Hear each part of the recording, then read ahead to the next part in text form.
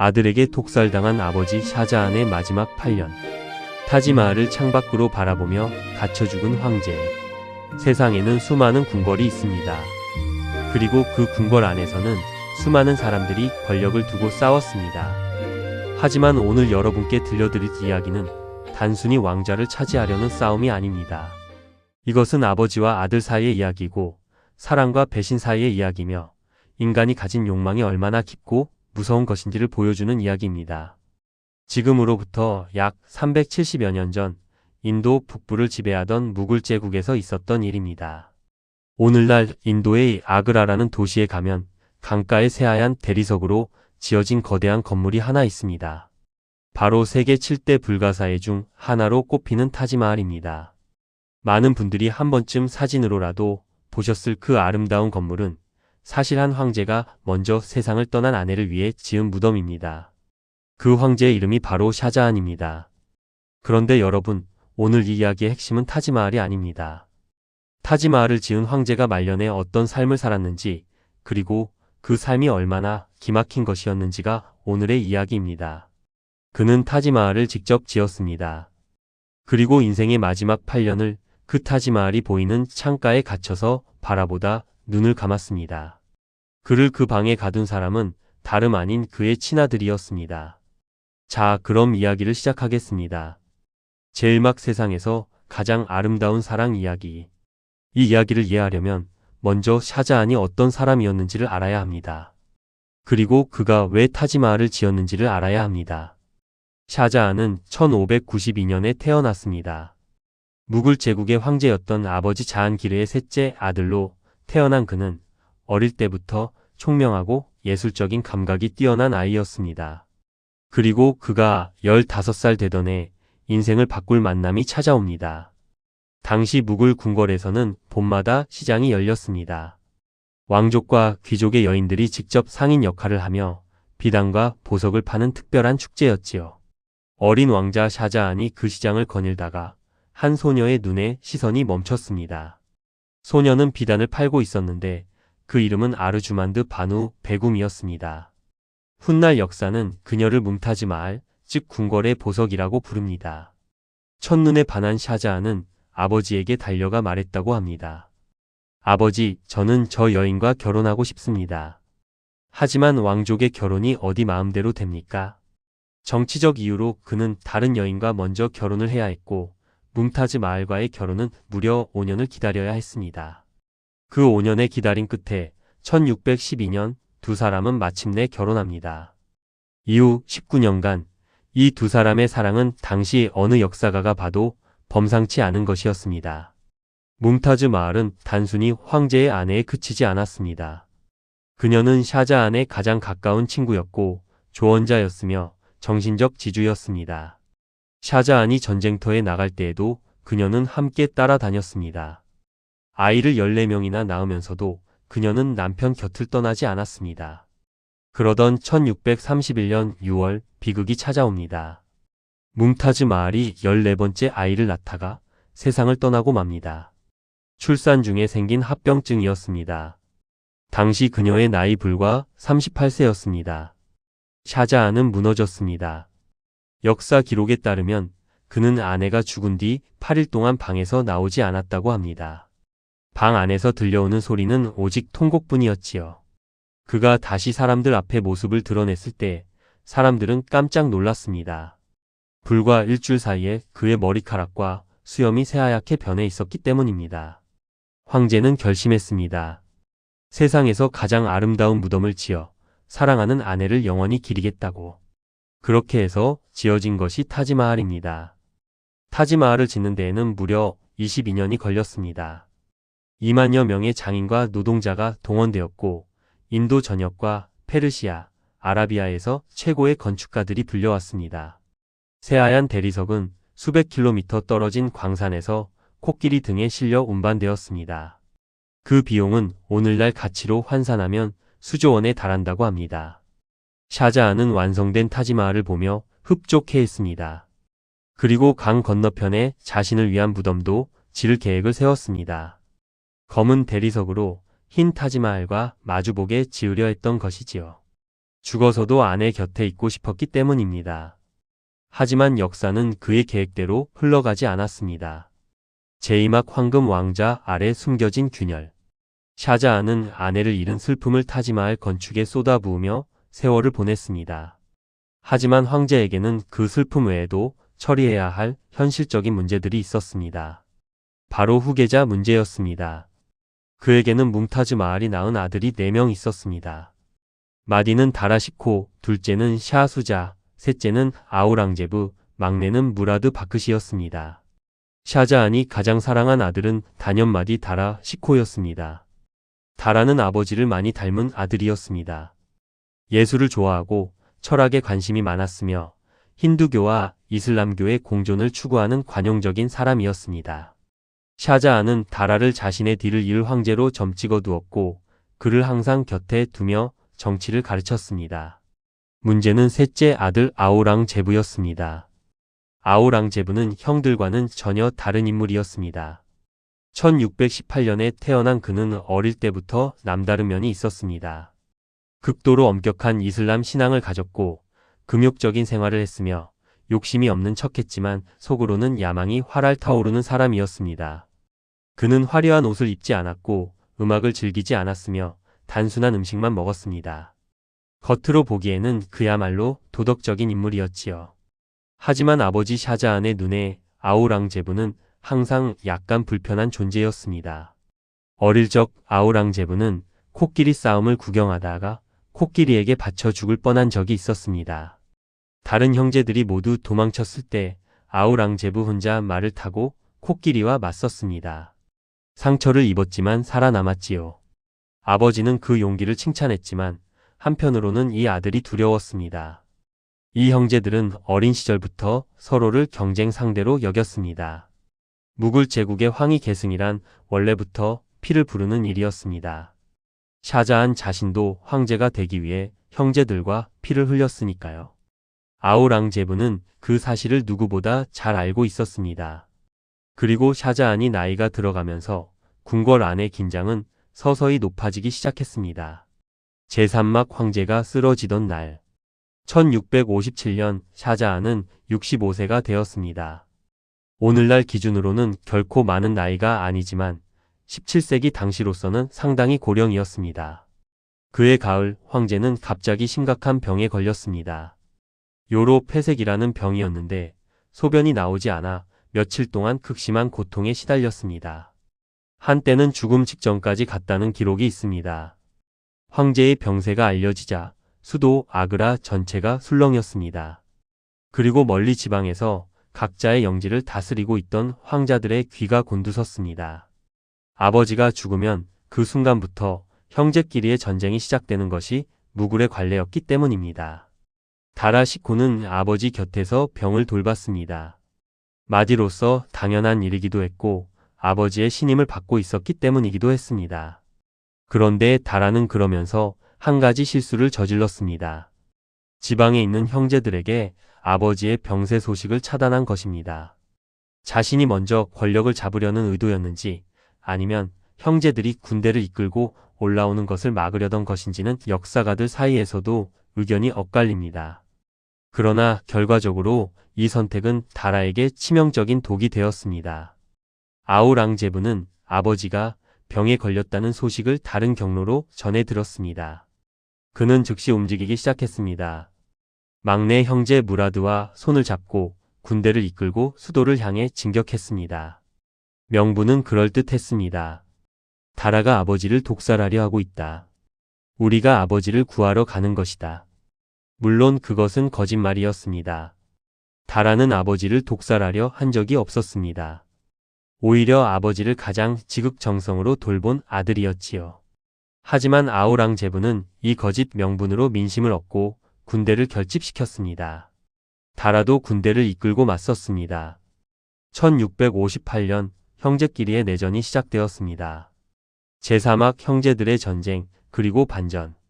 형제 간의 전쟁에서 처음에는 다라가 우세했습니다. 다라는 병력도 많았고 아버지의 지원을 받고 있었습니다. 아우랑제부 쪽의 군대는 수적으로 열세였습니다. 하지만 전쟁이란 숫자만으로 결판나지 않습니다. 아우랑제부는 군사적으로 탁월한 전략가였습니다. 그는 여러 지방의 군주들을 설득하고 회유하고 때로는 협박해서 자기 편으로 끌어모았습니다. 반면 다라는 지식인이었지 군인이 아니었습니다. 전투 경험도 적었고 전략적 판단도 뛰어나지 않았습니다. 1658년 5월 오늘날 인도 라자스탄주에 있는 사무가르 전투에서 결정적인 순간이 찾아왔습니다. 이 전투에서 다라는 최악의 판단 실수를 저질렀습니다. 전투 도중 자신의 코끼리가 화살에 맞아 날뛰자 다라는 더 잘 보이기 위해 코끼리에서 내려 말로 갈아탔습니다. 그런데 그것을 보고 그의 병사들이 황자가 후퇴하고 있다 고 오해한 것입니다. 삽시간에 사기가 무너졌고 다라의 군대는 뿔뿔이 흩어졌습니다. 아우랑제부는 그 기회를 놓치지 않았습니다. 일사천리로 수도 아그라를 향해 진격했습니다. 아그라에 남아있던 샤자한은 망연자실했습니다. 아들들의 전쟁을 말릴 수 없었습니다. 몸도 병에서 완전히 회복되지 않은 상태였습니다. 그는 사자를 보내 아우랑제부에게 더 이상 진격하지 말라고 명령했습니다. 하지만 아우랑제부는 아버지의 명을 무시했습니다. 1658년 6월 아우랑제부의 군대가 아그라 근처에 도착했습니다. 이때 샤자한은 아직 황제였습니다. 그는 아그라 요새 안에 있었습니다. 성벽은 튼튼했고 아직 병력도 있었습니다.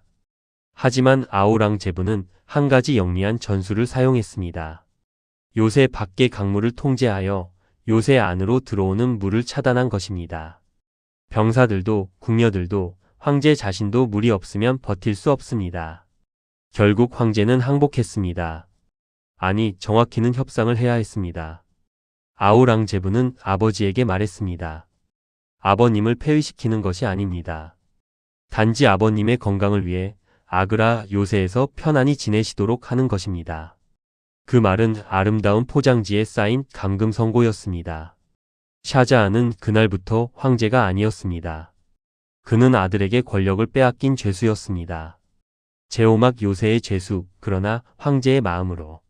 아우랑제부가 황제를 자처하며 왕좌에 오른 것은 1658년의 일입니다. 그는 스스로를 황제로 선포하고 아버지 샤자한을 아그라 요새의 한 방에 가두었습니다. 이것은 당시로서도 엄청난 충격이었습니다. 아무리 권력 다툼이 치열하던 시대라 해도 살아있는 아버지를 가두고 왕위를 빼앗는 것은 극히 비도덕적인 행위였습니다. 주변 국가들과 귀족들 사이에서 아우랑제부를 향한 비난 여론이 들끓었습니다. 이슬람 율법에서도 부모에 대한 불효는 큰 죄로 여겨졌습니다. 아우랑제부는 이 비판을 의식하지 않을 수 없었습니다. 그래서 그는 아버지를 완전히 감옥에 가두지는 않았습니다. 아그라 요새 안의 한 구역, 무산만 부르즈라고 불리는 팔각형 탑 부분을 아버지의 거처로 내주었습니다. 그곳은 나름대로 아름다운 공간이었습니다. 벽에는 섬세한 조각이 새겨져 있었고 물이 흐르는 작은 정원도 있었습니다. 그리고 무엇보다 그 탑의 창문에서는 야무나 강 건너편에 자리한 타지마할이 훤히 내다 보였습니다. 이것이 아우랑제부가 의도한 것인지 아니면 단순한 우연인지는 알 수 없습니다. 하지만 결과적으로 샤자한은 자신이 사랑했던 아내를 위해 지은 무덤을 바라보며 포로의 삶을 살게 되었습니다. 샤자한에게는 딸 자하나라 베굼이 곁에 있었습니다. 자하나라는 어머니 뭉타즈 마할이 세상을 떠난 후 아버지 곁을 그림자처럼 따라다니며 돌봐온 딸이었습니다. 오빠 다라와 친했던 그녀는 아우랑제부의 행동에 분노했지만 아버지 곁을 떠나지 않겠다며 자발적으로 요새에 남았습니다. 아우랑제부는 아버지에게 사치스럽지 않은 생활을 제공했습니다. 먹을 것도 주었고 시중 드는 하인도 허락했습니다. 하지만 바깥으로 나가는 것은 철저히 금지했습니다. 편지도 검열했고 방문객도 제한했습니다. 샤자한은 처음에는 분노했습니다. 편지를 써서 지방의 군주들에게 도움을 요청했습니다.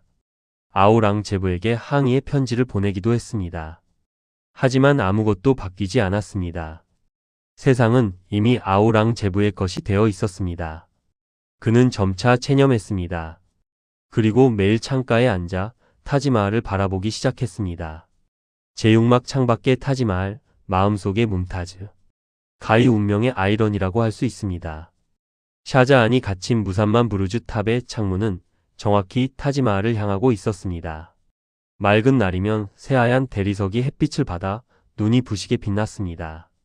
해 질 무렵이면 황금빛으로 물들었고 달빛 아래서는 은은하게 빛났습니다. 안개 낀 새벽에는 꿈속의 궁전처럼 아련하게 떠올랐습니다. 그 안에는 그의 아내 뭄타즈 마할이 잠들어 있었습니다. 샤자한은 매일 그 창가에 앉아 타지마할을 바라봤습니다.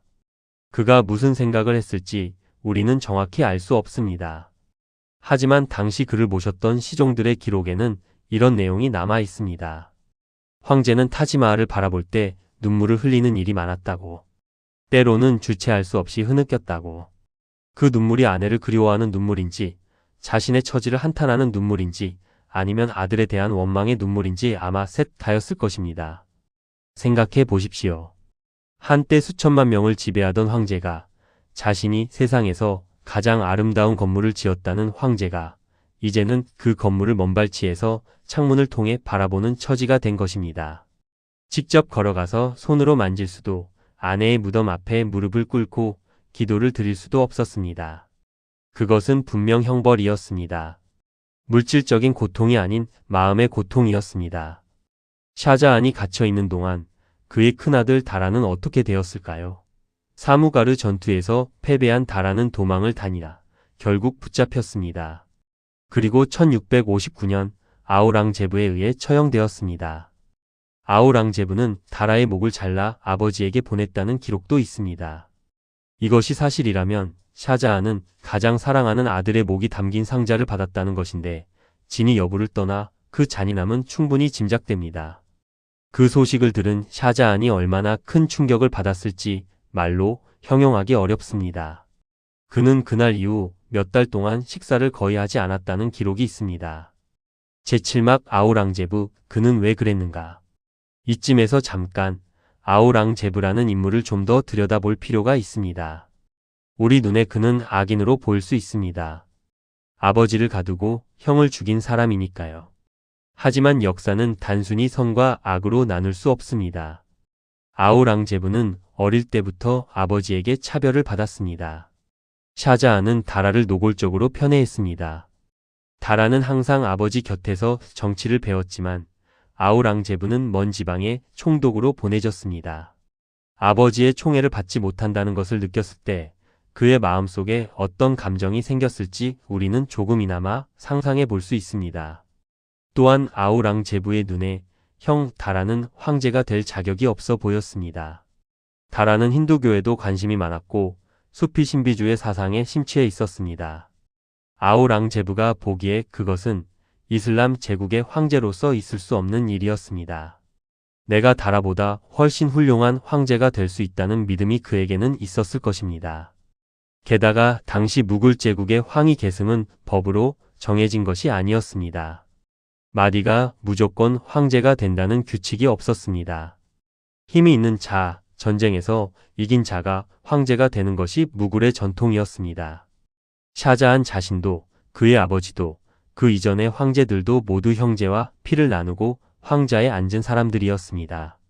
그런 맥락에서 보면 아우랑제부는 무굴의 전통을 따른 것일 뿐이라고 말할 수도 있습니다. 하지만 아버지를 감금한 것은 그 어떤 전통으로도 정당화되기 어려운 일이었습니다. 아우랑제부도 그것을 알고 있었는지 그는 평생 아버지와의 관계에 대해 공개적으로 말하는 것을 꺼렸다는 기록이 있습니다. 아버지와 아들 사이에 편지가 오갔습니다. 샤자한은 편지에서 아들을 꾸짖기도 하고 호소하기도 하고 때로는 협박하기도 했습니다. 아우랑제부는 정중한 말투를 유지하면서도 결코 아버지를 석방하지 않았습니다. 그 편지들은 지금도 일부가 남아있는데 읽다 보면 두 사람의 뒤틀린 감정이 생생하게 느껴집니다. 한 편지에서 샤자한은 이렇게 썼다고 합니다. 나는 내 아버지다. 그리고 나는 아직 살아있다. 그것은 호소인 동시에 경고였습니다. 하지만 아우랑제부에게는 더 이상 두려워야 할 아버지가 아니었습니다. 제8막 8년이라는 시간, 그 안의 일들. 감금된 샤자한의 삶이 어떠했는지 우리는 몇 가지 역사 기록을 통해 짐작해 볼 수 있습니다. 그는 독서를 했습니다. 요새 안에는 상당한 규모의 서재가 있었고 그는 종교 서적과 역사서를 즐겨 읽었다고 합니다. 나이가 들어갈수록 신앙심이 깊어졌고 하루에도 수차례 기도를 올렸습니다. 그는 딸 자하나라와 많은 시간을 보냈습니다. 자하나라는 아버지 곁을 지키며 말동무가 되어 주었고 아버지가 음식을 거를 때면 억지로라도 먹였습니다. 자하나라가 없었다면 샤자한은 훨씬 빨리 세상을 떠났을지도 모릅니다. 그는 보석 세공을 했습니다.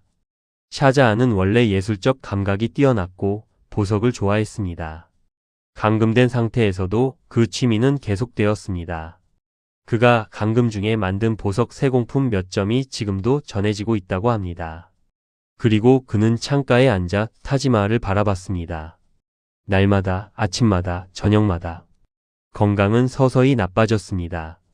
노령의 감금 생활에 스트레스까지 더해지니 몸이 버텨내기 어려웠겠지요. 한때 정력적으로 인도 대륙을 호령하던 황제가 이제는 걷기도 힘들어졌습니다. 세월이 흐르면서 샤자한의 마음도 변했습니다. 처음에는 분노했지만 나중에는 체념으로 그리고 마지막에는 일종의 평화로움으로 바뀌었다는 기록이 있습니다. 아마도 신앙 안에서 위안을 찾았을 것이고 뭉타즈 마을이 있는 저 세상이 멀지 않았다는 것을 느끼기 시작했을 것입니다. 그리고 아우랑제부와의 관계도 세월이 흐르면서 조금씩 변했습니다. 아우랑제부는 감금 초기에는 아버지에게 냉정했습니다. 하지만 몇 년이 지나면서 아버지의 방문 허가를 조금씩 완화했다는 기록이 있습니다. 직접 문안을 오기도 했다는 설도 있습니다.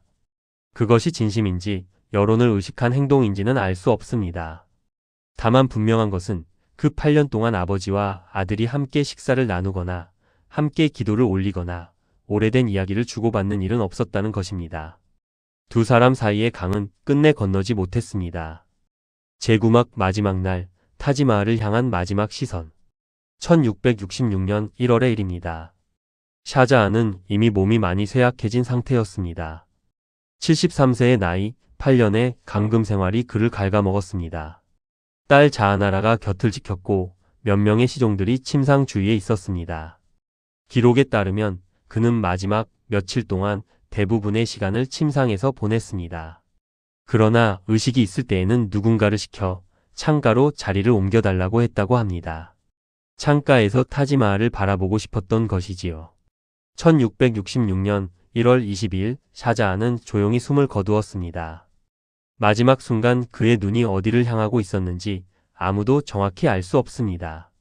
하지만 많은 역사가들은 그가 마지막으로 타지마할을 바라보며 눈을 감았을 것이라고 말합니다. 야무나 강 건너편 새하얀 대리석돔 아래에 잠든 아내에게로 마음을 보내며 그의 시신은 타지마할로 옮겨졌습니다. 뭉타즈 마할이 잠든 곳 바로 옆에 샤자한도 안치되었습니다. 죽어서야 비로소 그는 아내 곁으로 갈 수 있었습니다. 아이러니하게도 그것은 그가 처음부터 원했던 일이기도 했습니다. 그는 타지마할 안에 아내와 함께 묻히고 싶다고 항상 말했습니다. 다만 살아있을 때 자유롭게 그곳을 거닐고 손으로 대리석을 어루만지고 아내의 무덤 앞에서 기도를 드리는 것까지 바랐겠지만 그것은 허락되지 않았습니다. 오늘날 타지마할 안을 방문하는 관광객들은 두 개의 무덤을 보게 됩니다. 가운데 있는 것이 뭉타즈 마할의 무덤이고 그 옆에 약간 비대칭으로 놓인 것이 샤자한의 무덤입니다. 역사학자들은 이 비대칭이 원래 샤자한을 위한 자리가 계획된 것이 아니었기 때문이라고 설명합니다. 타지마할은 본래 뭉타즈 마할만을 위한 공간이었고 샤자한은 강 건너편에 자신만의 무덤을 지을 계획이었으니까요. 그러나 결국 그는 아내 곁에 묻혔습니다. 비록 원래의 계획과는 다른 방식으로 아들에게 감금되어 죽은 뒤에야. 제신막 이야기를 마치며 우리에게 남은 것. 샤자한이 세상을 떠난 지 벌써 350년이 훌쩍 넘었습니다. 그를 가둔 아우랑제부는 이후 49년 동안 황제 자리를 지켰습니다. 인도 역사에서 가장 오래 재위한 황제 중 한 명입니다. 그는 강력한 이슬람 통치를 펼쳤고 제국의 영토를 최대로 넓혔습니다. 하지만 그의 강경한 종교 정책은 힌두교도들의 반발을 불렀고 결국 무굴 제국은 그의 사후 급속히 쇠퇴했습니다. 역사는 그를 위대한 정복자로 평가하기도 하고 무굴 제국을 망친 황제로 비판하기도 합니다. 딸 자하나라는 아버지가 세상을 떠난 후 아우랑제부와 어느 정도 화해했습니다. 그녀는 말년에 수피 신비주의에 심취하였고 자신의 소박한 무덤 위에는 초록 잔디 외에 아무것도 올리지 말라는 유언을 남겼습니다. 지금도 그 무덤은 델리에 남아 있으며 그 소박함이 오히려 많은 사람들을 숙연하게 만든다고 합니다. 그리고 타지마할은 지금도 그 자리에 있습니다. 자, 여러분. 오늘 이 긴 이야기를 들으시면서 어떤 생각이 드셨나요? 저는 이 이야기를 처음 접했을 때 한동안 마음이 무거웠습니다. 세상에서 가장 아름다운 사랑의 건물로 알려진 타지마할에 이토록 슬프고 기막힌 사연이 얽혀 있다는 것이 마음에 걸렸습니다. 하지만 시간이 지나면서 이 이야기가 단순히 슬픈 이야기만은 아니라는 생각이 들었습니다. 샤자한은 권력을 잃었습니다. 아들에게 배신당했습니다. 가장 사랑하는 큰아들을 잃었습니다. 8년 동안 갇혀 살았습니다. 하지만 그는 끝까지 아내를 그리워했고 매일 타지마할을 바라보며 사랑의 기억을 붙들었습니다. 권력도 황제의 자리도 빼앗겼지만 그 사랑만큼은 누구도 빼앗아가지 못했습니다. 그리고 아우랑제부는 어땠을까요? 그는 모든 것을 얻었습니다. 황제의 자리도 제국의 권력도. 하지만 평생 아버지를 가둔 죄책감에서 자유롭지 못했습니다.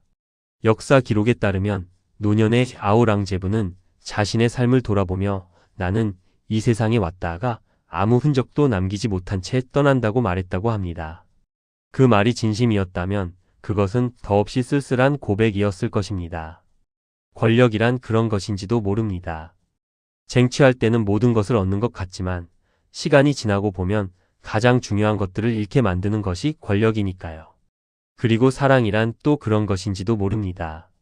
아무리 세상이 뒤집히고 운명이 기구해도 마음속 깊이 새겨진 사랑은 창살도 감금도 세월도 지워내지 못하는 것이니까요.